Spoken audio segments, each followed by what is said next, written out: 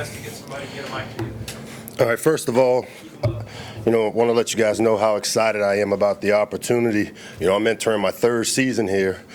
Obviously, my first running the offensive charge, and very appreciative of Coach giving me this opportunity. Alabama has proven to be a special place for me to coach. The opportunity to learn and work under Coach Saban is something that you just can't replicate, which is one of the reasons I came here. We got a core group of players returning on the offensive side of the ball. Up front, we got 4 returning starters, and we have a few guys that have played some significant minutes for us. Our tight ends and wide receivers are young, but as we saw last year, they do have talent, and I'm excited about seeing their development and their continued growth. The running back group, to me, probably is the strength of our offensive unit. We feel we got 4 guys that are very capable. Obviously, Damian returning for his senior year was huge for us, having him return along with the 3 other guys that we have. And then, obviously the quarterback situation, we feel like we've got a great quarterback room. And obviously, Coach has said it, we feel like we got 2 really talented guys in Tua and Jalen. And we're just excited about getting out there and getting through camp to see how this thing plays out. Obviously, Coach will make that decision, based on how things work out. So for us, it's really nothing to talk about in terms of that competition until it's final. And then last but not least, this is our first day, obviously our second day of practice today. So, there's not a lot to report other than I'm excited about the attitude and the way our players return.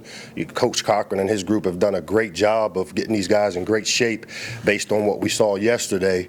But, I caution you, we still have a lot of work to do as we proceed and move toward our opener in Orlando. And with that, I'll open it up to questions. Mike, we'll start in the back with Cecil, back right. Hey, Coach. Hey. Cecil Hurt from Tuscaloosa News. Congratulations on your promotion. Thank you.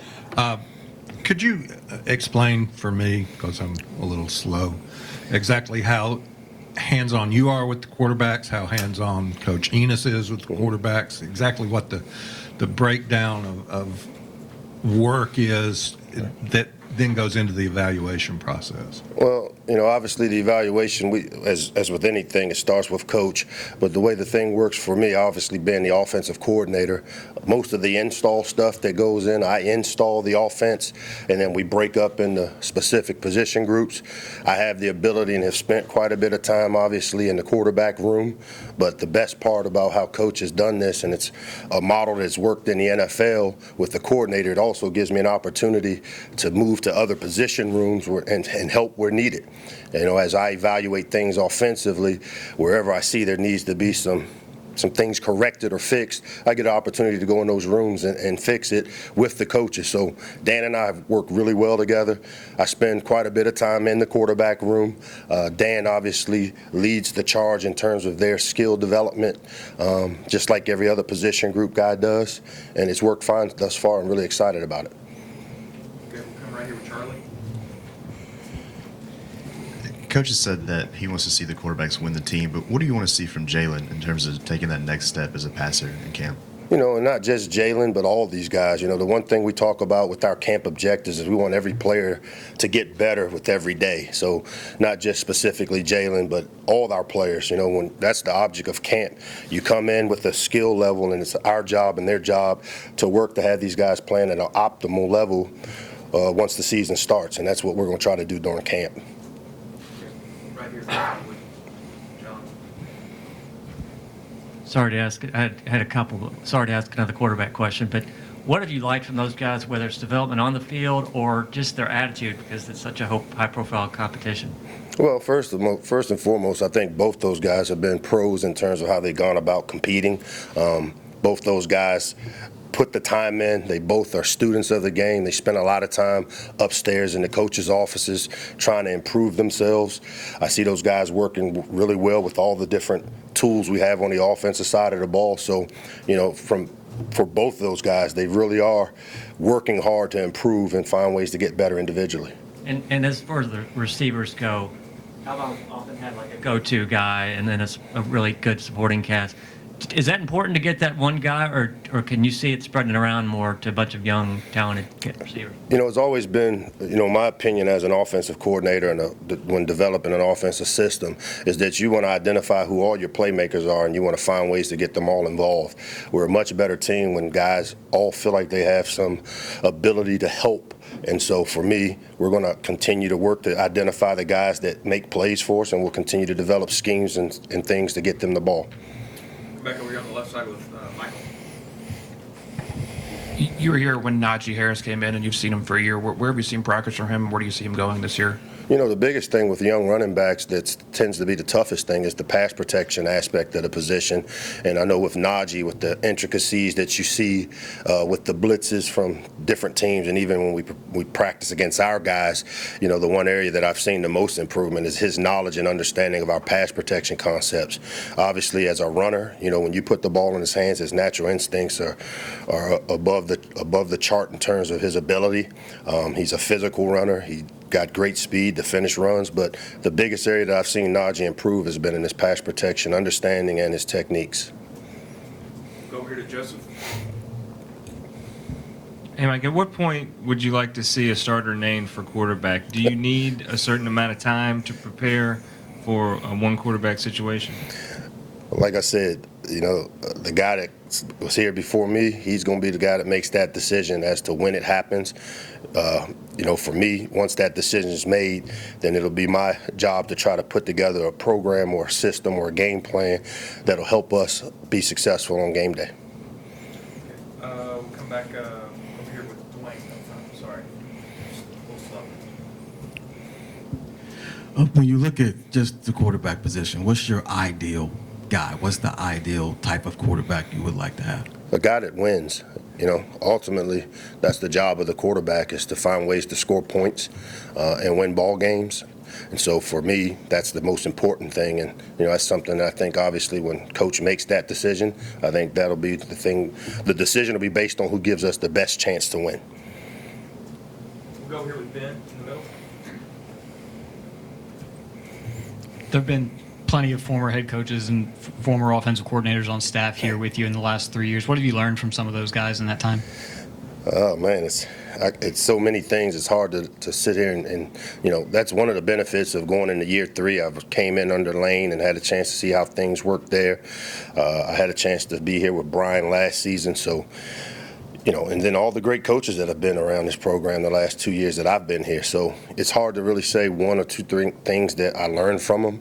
I know the biggest thing that I've seen thus far is that, we have a very talented team, and that's what makes it special to coach at a place like Alabama. And I know I'm excited about the opportunity to lead the charge on the offensive side of the ball. Back middle with Aaron. What specifically do you like about this wide receiving core? And I know it's early, you may not have seen him on the practice field, but in breaking his film down, what do you like about Jalen Waddell?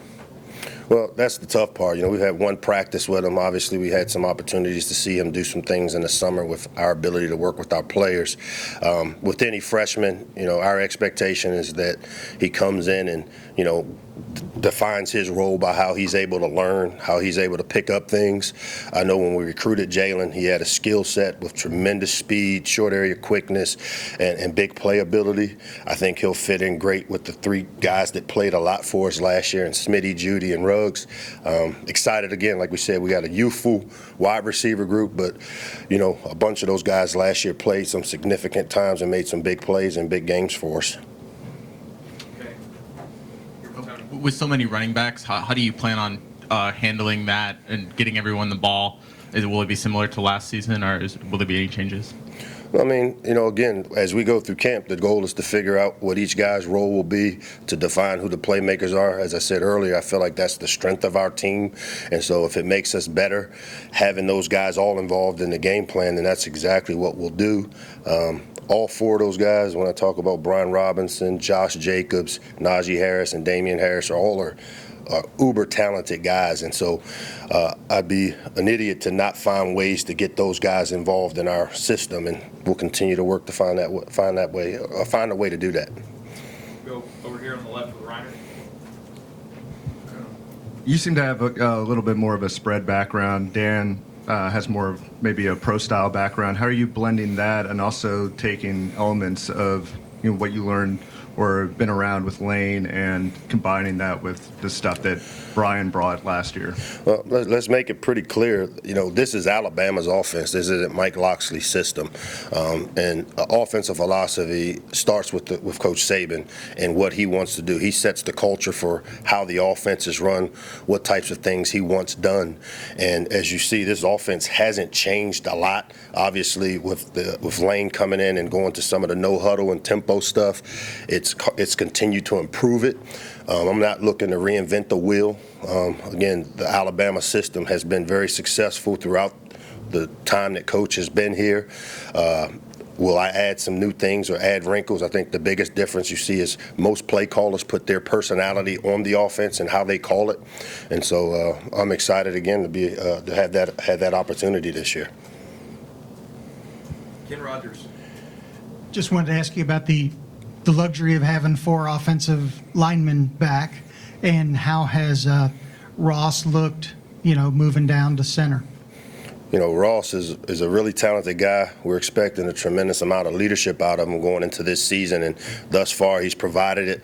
Much like a couple years ago when we moved our guard in the center 2 years ago, Bozeman.